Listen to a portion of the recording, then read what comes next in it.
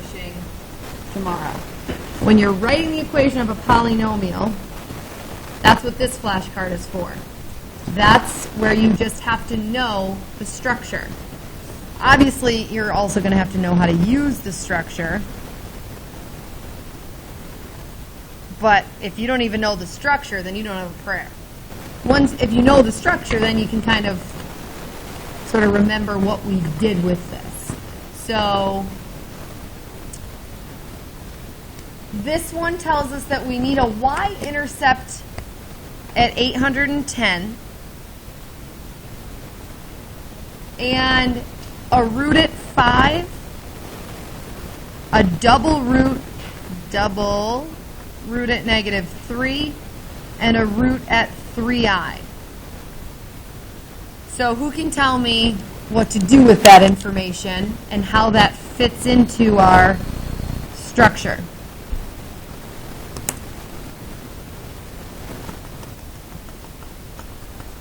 Nate.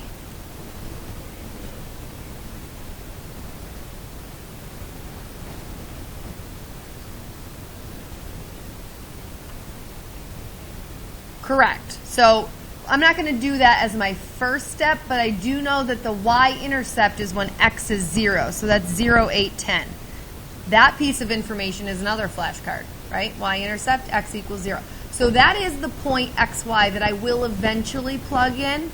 But before I do that, I'm going to use my roots. How? If I know I have a root at 5, how does that play into my format? Maddie?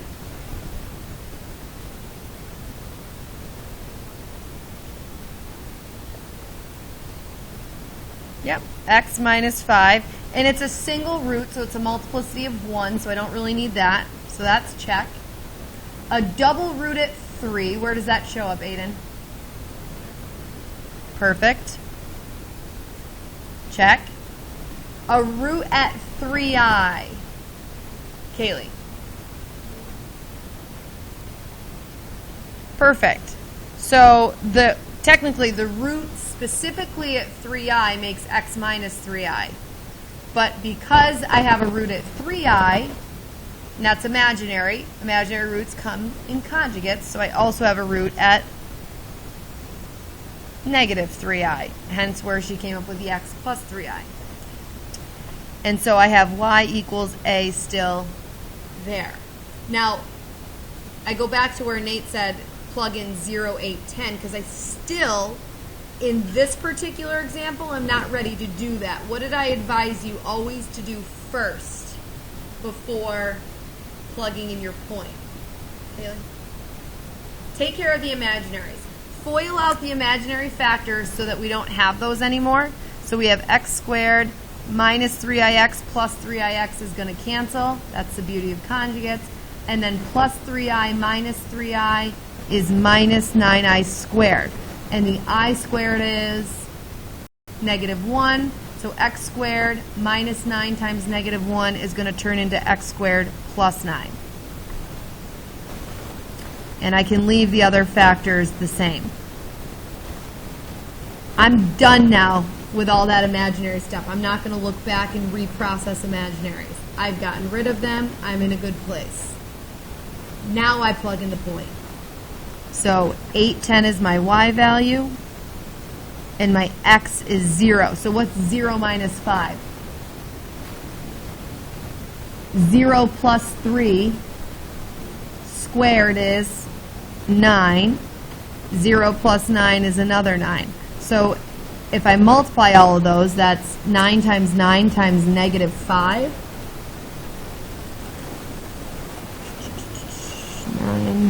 9 times negative 5 is a negative 405a. Divide both sides by negative 405 to solve for a, and a equals negative 2.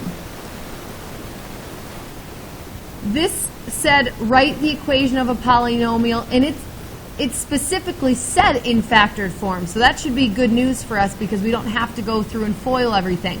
We've pretty much already written this. The only thing we had to really find is the a value of -2, and once you have it, you can go replace your a with -2, circle that as your final answer.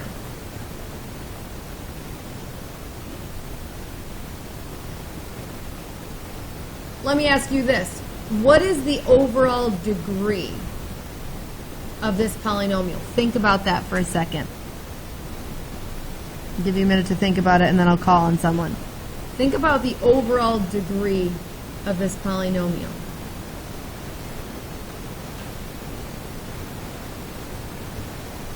Jake, what do you think? Nope. Where did you get 4 from?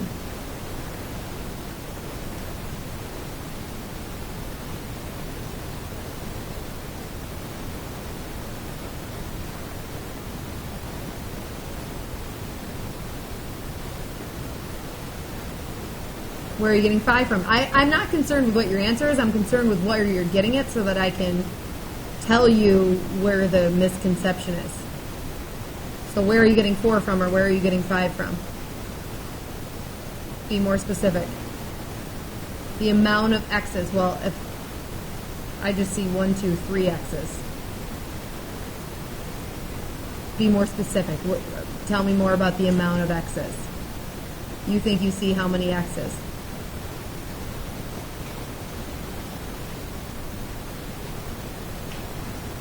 Come on, Jake. Come on. Where are you getting 4 from? Where are you getting 5 from? Okay, so there's 1. Perfect. 2 more. So 1, 2, 3 because of the squared. So 4, 5. So is 5 your final answer? Good. It's a degree of 5. And he explained it perfectly. So when you said 4, which one were you missing? You didn't count that as 2. Okay.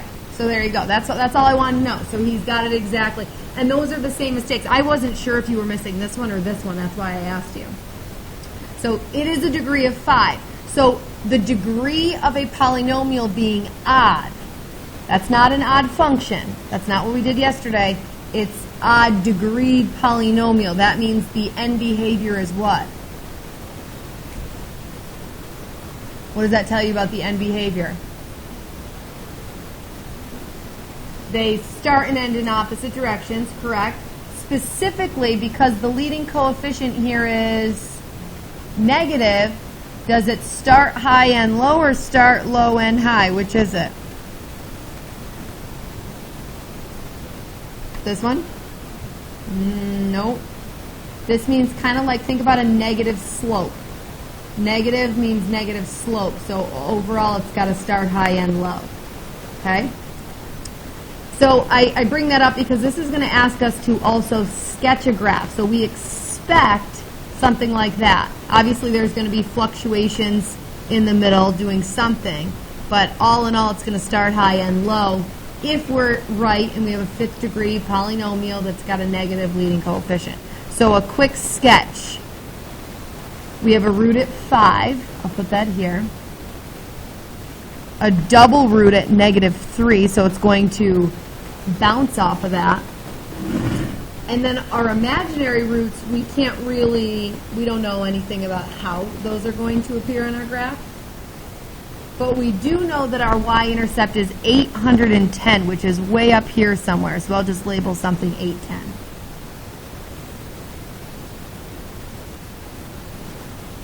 So let's go to that double root. We do what at double roots? What does the graph do at a double root? Bounces. So thinking about where this y-intercept is this going to bounce up or is it going to bounce down? Bounce up, because it's got to catch that point.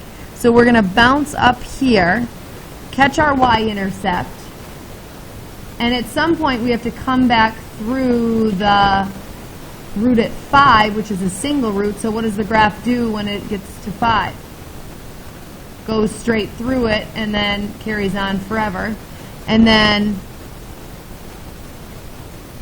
I can't turn around again. I cannot cross the x-axis in an additional location because that would be an extra root that we don't have, that we're not supposed to have. So just based on that, is our graph starting high, ending low? Yes. Now, again, we can't see where the imaginary roots are going to present themselves, but it's going to be some sort of fluctuation elsewhere in the graph. So maybe this graph actually has a little hiccup right here, or maybe it's going to have a little hiccup right here, or maybe it's going to have a little hiccup right here. Imaginary roots present themselves as a little squiggly somewhere else on the graph that doesn't actually create an extra zero. So I can't do a little hiccup here and cross again and again, because that would be two more real roots. I don't have two more real roots. I have two more imaginary roots. So I cannot cross the x-axis again. Just out of curiosity, I'm going to graph that on my calculator and see where those imaginary roots present themselves. So if I type this in, help me brainstorm here, because something is going to happen when I graph it. Negative 10 to 10, negative 10 to 10. Why am I seeing this? I'm not zoomed out enough, because I'm only going from negative 10 to 10, and I know my y-intercept is 810. So rather than going negative 10 to 10 on my y-axis, maybe negative 1,000 to 1,000 is appropriate.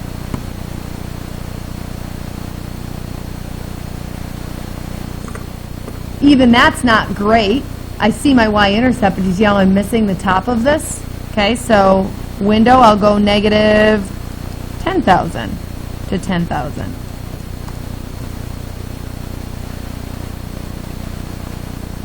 There we go. And actually, I don't even really see where my imaginary roots are presenting themselves. It's definitely not. It's not really happening, but to be honest, I have no idea, and I don't think there's really ever a technique for how you graph. I'm sure there is somewhere. I shouldn't say that, but how you graph imaginary roots. I don't know. Lots of times it's with a random fluctuation, but this one doesn't seem to present that way at all. So it could be in here, it could be in the flattened part of this. Not exactly sure. We're also zoomed out incredibly far, so maybe we're just not seeing it. Maybe it's a very subtle little fluctuation. But this graph doesn't look exactly like what we have here. Yes? But the key features are there. The double root at negative 3, the single root at 5, the y-intercept at 810. And that's really all the key features you'd ever be asked for if you were asked to sketch something. Any questions? There's one just like that on your test. I don't know if you remember it or not, but you'll have an opportunity to fix that up accordingly tomorrow. Okay? Number 2. They want you to solve f of x equals g of x. They give you f of x, they give you g of x, so what should you do with them? Set them equal to each other. So 2x cubed minus 8x squared plus 11x plus 2 equals negative 2x plus 3. What type of equation is this? What'd you say? No, now that I've written this side equals this side, it's not a system because there's all one variable. I'm looking for linear, quadratic, or what this entire chapter was on. What'd you say? Quadratic would have a highest degree of 2. This is just polynomials, okay? But just like a quadratic, you do the same with polynomials because a quadratic is a polynomial. You get it equal to 0. So add 2x, subtract 3, and we get 2x cubed minus 8x squared plus 13x minus 1.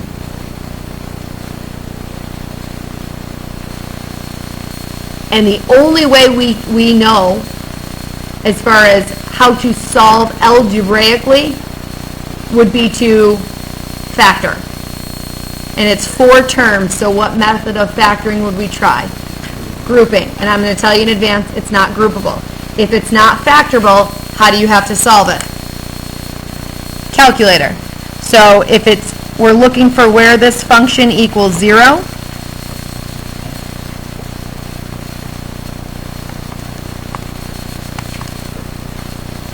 we have a new calculator policy.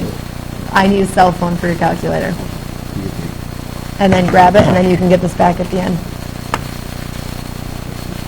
There's a reason. It's one little jerk somewhere did something. We now have a new policy.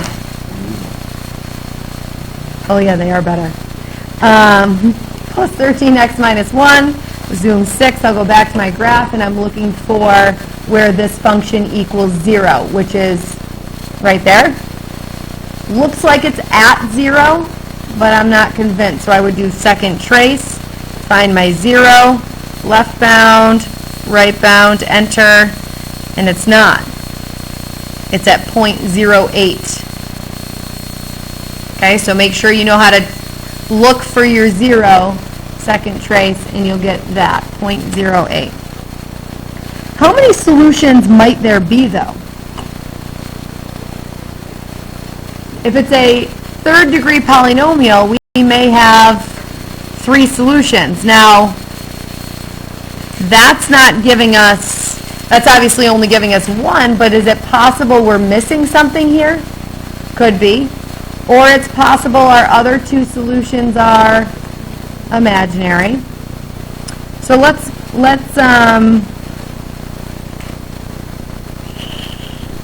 do this a different way just to get a feel. We could also treat this like a system. Who said system earlier? Yeah, we could treat this like a system. This function, graph it. This function, graph it. See where they cross. So if I do y equals 2x to the third minus 8x squared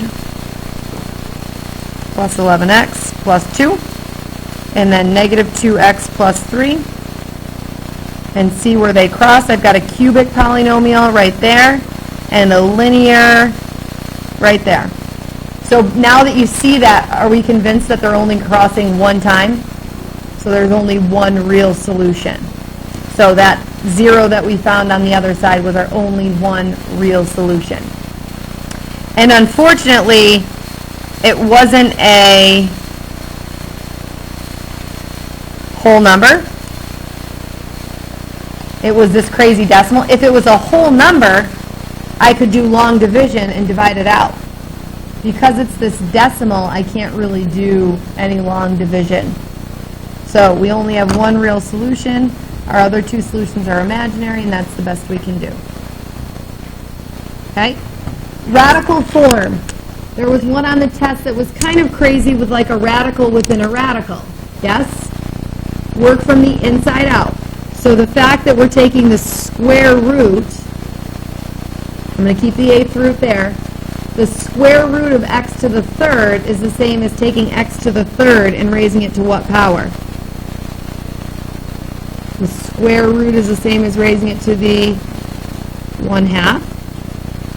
And now the 8th root is the same as taking this and raising it to the 8th root is what power?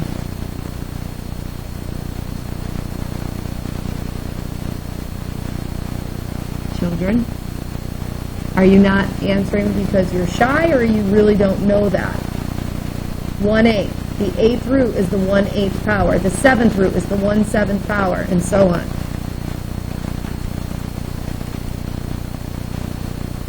The square root was the 1/2 power. So now we've changed everything into exponents, and so now power to power to power, what's the rule? What do we do with these? Multiply. So 3 times 1 times 1 is 3, and 1 times 2 times 8 is 16. So that's simplest exponential form. It asks for simplest radical form, so we need to go back to a radical. So what root are we taking? 16th, x to the third power, and that's simplest radical form. This is like a complex radical. A radical within a radical is confusing. So we've gotten rid of that complex radical and have written it in simplest radical form. Yes? Solving a radical equation, first step is to isolate the radical. So I'm going to subtract that 7 over. And then once that radical is isolated, what do I do to both sides? Square. On the left side, I have to FOIL, x squared minus 14x plus 49. And now we're solving a what? What kind of equation is this? Quadratic. You're going to get two answers. What do you have to do with your two answers always? What'd you say? Plug them in, which is technically just checking them, right? Because you might get an extraneous answer, so make sure you're checking that. Number 5, we're shown a function p of x. What will the remainder be if p of x is divided by x plus 1? This is kind of one of those, you either know how the graph tells you that or you don't. There's no work that you can really show. Raise your hand if you think you know what the remainder is going to be if I divide the polynomial by x plus 1.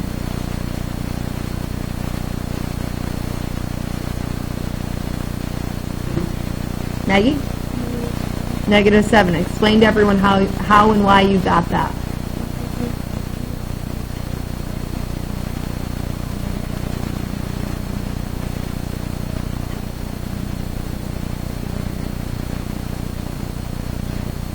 Right, -7, perfect, and perfectly explained. So if your factor is x plus 1, your potential root, which is obviously not a root here, is -1, and when you plug in -1, you're going to get a remainder of -7. Good, so -7 would be your answer. Okay, and then on the last one, use your calculator to find the only real root of this. So when we plug this into our calculator and search for the root, we're going to get only one answer.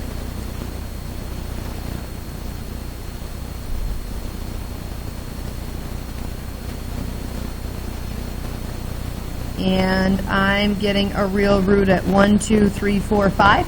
Yes? So the only real root, x equals 5. But there are two other roots, and we are going to find them. So unlike the other one on the front side where it was a decimal solution and I couldn't divide that out, because this is a whole number, I can turn that into a factor of x minus 5. And I'm going to divide it out of x cubed minus 9x squared plus 31x minus 55. And I'm going to use that known factor to solve for the other two solutions. So when I divide this out, I'm going to get x squared. You can just watch here. You don't actually have to do it. -9 plus 5 is -4x squared. Bring down my 31. -4x gives me -4x squared plus 20x. Do my subtraction. I'm going to get 11x. Bring down my minus 55. And then plus 11. And as expected, because we knew that 5 was a root, x minus 5 is a perfect factor with no remainder. So we have just taken this equation and we have factored it into x minus 5 times x squared minus 4x plus 11 equals 0. And to solve it, we tee it up. X minus 5 equaling 0 is going to give us the root that we already knew from part A. But the second side, or the second factor teed up, it would be great if it was factorable, but it's not. So we're just going to have to tee it up and solve the quadratic using the quadratic formula.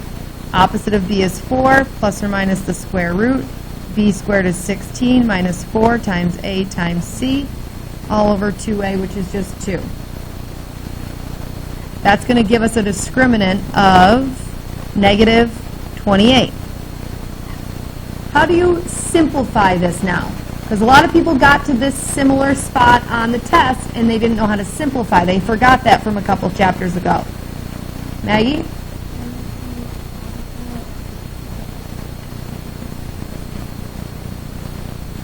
Right, and that number is 4. We'll treat it like -4 because -28 is -4 times 7. So the square root of -4 is what? 2i root 7 all over 2. And then because both of these terms are divisible by 2, I get 2 plus or minus I root 7. So I have 3 solutions to the cubic polynomial. X equals 5 and x equals these 2 imaginary conjugates. Yes? You have no homework other than to study for the fact that you're going to be revisiting this test tomorrow.